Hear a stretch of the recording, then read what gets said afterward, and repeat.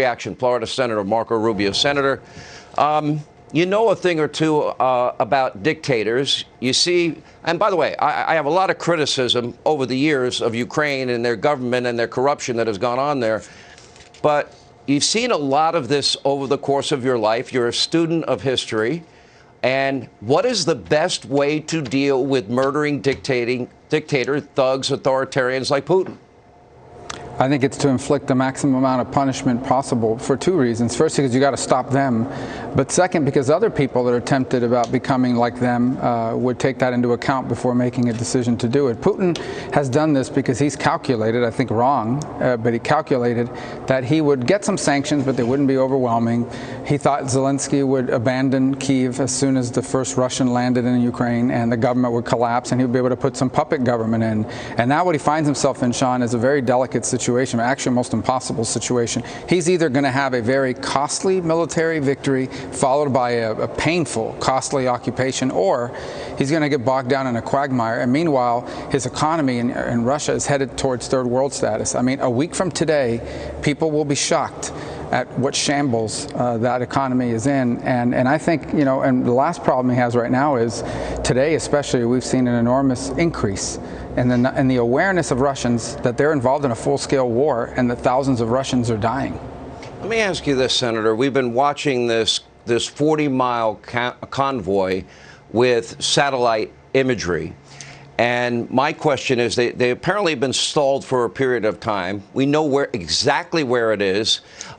If that convoy makes it to Kyiv, the capital of Ukraine, in my humble opinion, and I pray to God that I'm wrong, this is going to be a massacre. So my question is, we can see exactly where it is. Why isn't there some group, nobody has to take credit for it, I believe in covert operations and plausible deniability. They're sitting ducks right now. Why don't we take out that convoy right where it is right now? It doesn't have to be the U.S., but why doesn't somebody move and take out that convoy knowing that there are going to be likely thousands, tens of thousands of Ukrainians dead if they don't do it? Yeah, well, first of all, unfortunately, you know, it's one of the amazing things about this conflict is the role that commercial overhead satellites have played. Unfortunately, today it was very cloudy and there was not very good imagery of it, but they're still there.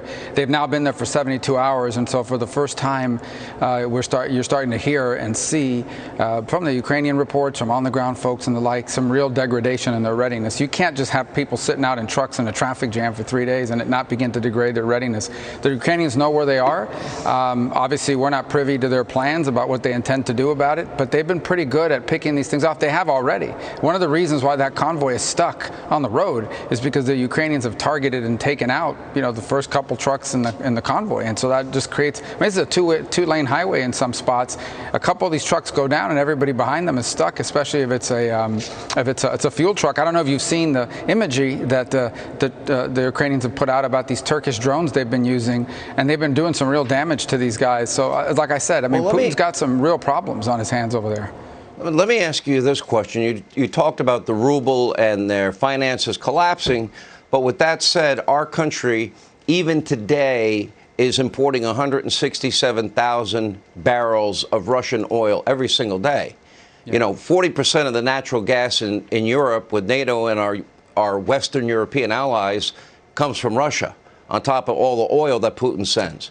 Price of oil, I think, hit $115 a barrel today. He's making billions of dollars a day. I don't think that they're going to have a problem financially if we continue to import any oil, any energy, we being the United States and Europe, from Putin.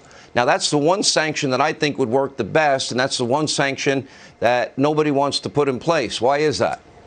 Well, I think because the Biden administration would say because it's going to increase fuel prices in America, but it can be done in a way that it doesn't. They're about 5%, a little bit under 5% of the oil we buy in this country. We could easily replace that with our own domestic capability. In fact, Canada buys virtually no oil from Russia at all, and they're just north of us. So if we wanted to, we could. We're producing 1.2 million barrels a day less than we did under Donald Trump in 2018, 2019. We could get back to that if they walked away from this crazy green news scam or or Green New Deal as they call it, that's waged war on fossil fuels and allowed us to explore more. There are fields ready to go in places like Alaska and Texas that this administration has cracked down on. We could easily replace the Russian supply with our domestic supply if this administration did it, but of course it'd have to go to war with the Squad and all the radicals over there. All right, Senator Rubio, thank you.